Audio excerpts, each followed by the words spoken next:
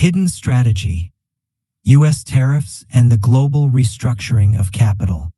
None of this is accidental. It is a deliberate script. Behind US tariffs lies a sophisticated financial strategy. Tariffs are being used as a lever to reshape global capital flows, maintain the dominance of the US dollar, and pull global demand in a direction that benefits the US-led system. Many people still think the US imposes taxes merely to protect domestic manufacturing or increase budget revenue. However, if it stopped there, it would be far too simple. In reality, tariffs are a multi-layered tool with dual objectives. At the lower level, they protect domestic industries from cheap foreign competition. At a higher level, they are used to control global cash flows and force other nations to spend more, thereby maintaining US hegemony in the international financial system. Let's look at the reality. The US is currently carrying the vast majority of global consumption. This is the result of a financial game established by the US in the 20th century, beginning with the Bretton Woods Conference and leading to the formation of the Petrodollar in 1971, when the US pegged other nations' currencies to the USD. With the immense power of the dollar in hand, they could print money to spend. Meanwhile, export-led economies like China, Japan, and many Asian nations became overly dependent on US consumer demand, instead of proactively stimulating their own domestic demand. Their internal consumption remains weak, partly because capital flows into real estate and speculation rather than real production. Consequently, the burden of global demand has fallen entirely on the US, causing USD circulation to clog and shaking the credibility of the greenback. The reality is that US national debt has exceeded $36 trillion, yet the US continues to print money to import goods from around the world, while those dollars sit dead in foreign markets. Welcome to the Forbidden Files, where we reveal the truth society doesn't want you to know: the decline of the dollar and the financial trap. The US dollar is weakening seriously, a consequence of America's own financial game. For over half a century, the USD sat on the throne of the international financial system. This position was solidified in 1944 at Bretton Woods, where nations agreed to use the dollar as the primary reserve currency, pegged to gold at $35 per ounce.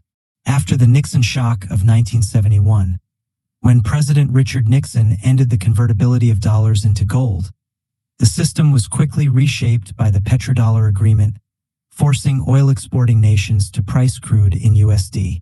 This was a historical turning point that made the dollar the lifeblood of global trade.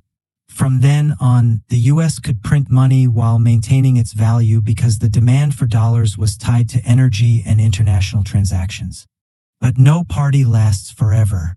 The price for this unlimited printing power is a gargantuan national debt.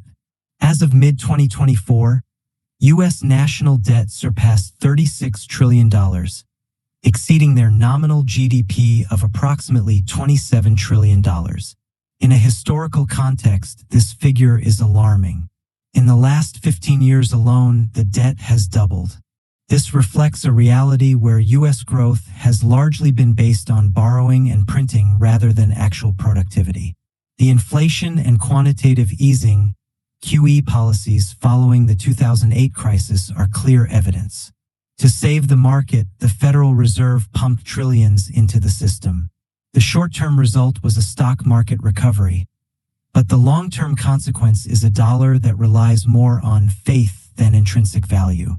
People accept the USD not because of its inherent strength, but because there is no strong alternative yet. The shift in the global landscape. The global landscape is changing. The BRICS bloc, Brazil, Russia, India, China, South Africa, and new members like Saudi Arabia, the UAE, and Iran, has publicly announced plans for de-dollarization. China and Russia have ramped up bilateral payments in yuan and rubles. India is buying Russian oil with rupees, and even Saudi Arabia, the pillar of the petrodollar, has begun accepting currencies other than the USD.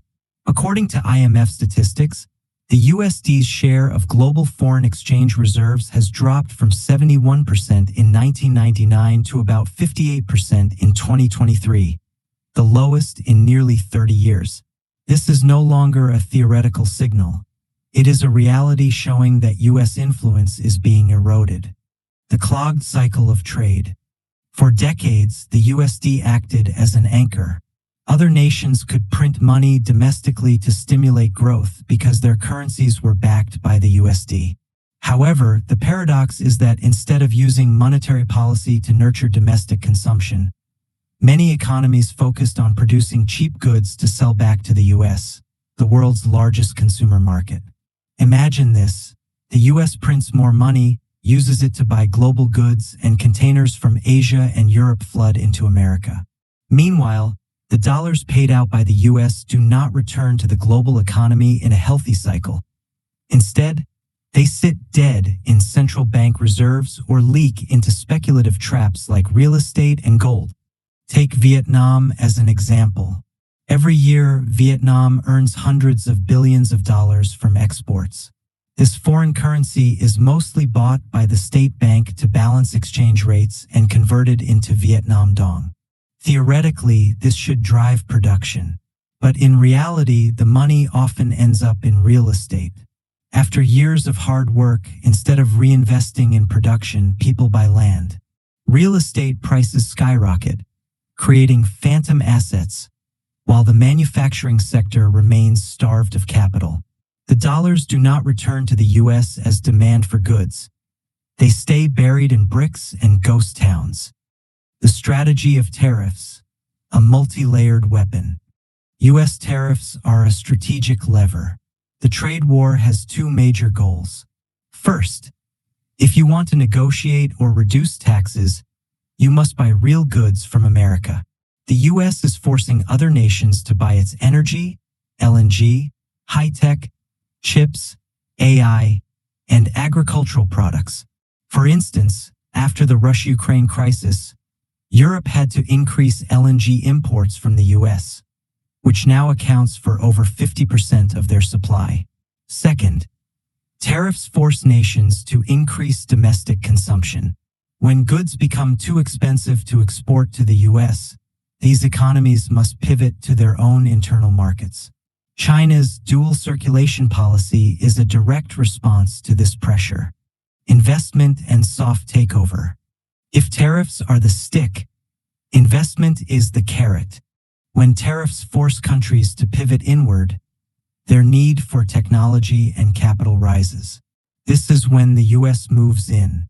Instead of letting dollars sit idle, US capital penetrates core sectors. This is real investment, creating real value rather than speculative bubbles. When Intel expands its chip factories in Vietnam or Nvidia opens AI centers, it isn't just about capital. It's about transferring technology and ensuring the dollar circulates back into production. However, the flip side is the risk of a soft takeover. Strategic industries may fall under the control of foreign corporations, and profits flow back out, eroding economic sovereignty. Conclusion: a new world order. U.S. tariffs are no longer a classic trade barrier. They are a strategy to restructure global capital flows. They solve the problem of dead dollars in reserves and open a path for the USD to return to production and investment. This is how the US prepares to face the rise of BRICS, the de-dollarization trend, and the fierce competition of the 21st century. Tariffs are a survival tool for America to rewrite the rules of the game and maintain the US dollar as the foundation of the global financial order.